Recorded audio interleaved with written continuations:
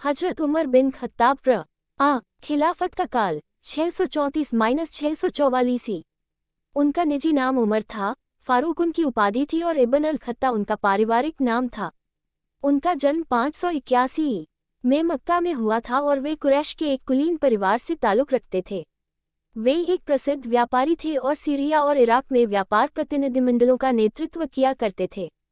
जब पवित्र पैगंबर सल्लल्लाहु ने उनके पैगंबर होने का दावा घोषित किया, हजरत उमर बिन खत्ताब इस्लाम के कट्टर विरोधी बन गए।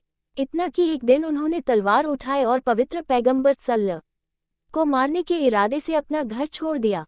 रास्ते में किसी ने उन्हें पहले अपनी बहन और बहनोई से निपटने के लिए कहा, जिन्होंने पहले ही इस्लाम स्वीकार कर लिया था।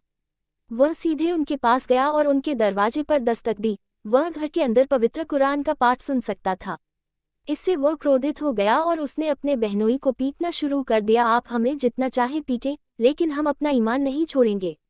इससे वह शांत हो गया और उसने उनसे पवित्र कुरान का एक हिस्सा सुनाने के लिए कहा। वह कुरान की आयतों से इतना प्रभावित हुआ कि उसकी आंखों में आंसू भर आए।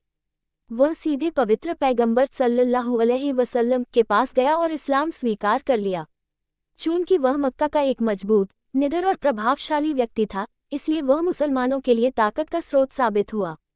हजरत उमर रज़े में ये चमत्कारी परिवर्तन वास्तव में पवित्र पैगंबर की प्रार्थनाओं का परिणाम था।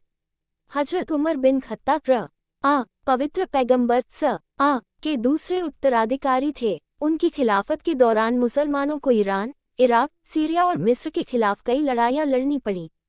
इसके परिणामस्वरूप इन देशों के बड़े क्षेत्र मुसलमानों के शासन में आ गए। जब 17 हिजरी में मुसलमानों ने फिलिस्तीन के शहर यरूशलेम पर कब्जा कर लिया, तो हजरत उमर ने खुद रोमनों के अनुरोध पर शहर का दौरा किया और मुसलमानों और यरूशलेम के लोगों के बीच एक संधि पर हस्ताक्षर किए। हजरत उमर ने इस्लामी राज्य के लिए प्रशासन की एक शानदार प्रणाली स्थापित की। इस क्षेत्र में उनकी कुछ प्रमुख उपलब्धियां इस प्रकार हैं।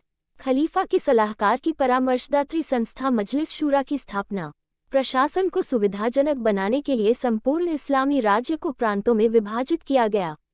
वित्त विभाग की स्थापना तथा राज्य के विभिन्न भागों में स्कूलों और मस्जिदों का निर्माण। इस्लामी कैलेंडर हिजरा का प्रचलन। हजरत उमर अपने लोगों की भलाई के बारे में इतने चिंतित थे कि वह रात में मदीना शहर में भेष बदल कर घूमते थे, ताकि खुद देख सके कि किसी को मदद की जरूरत तो नहीं है। एक बार रात में गश्त के दौरान उन्होंने देखा कि एक महिला एक बर्तन में कुछ पका रही थी और उसके बच्चे उसके चारों ओर रो रहे थे।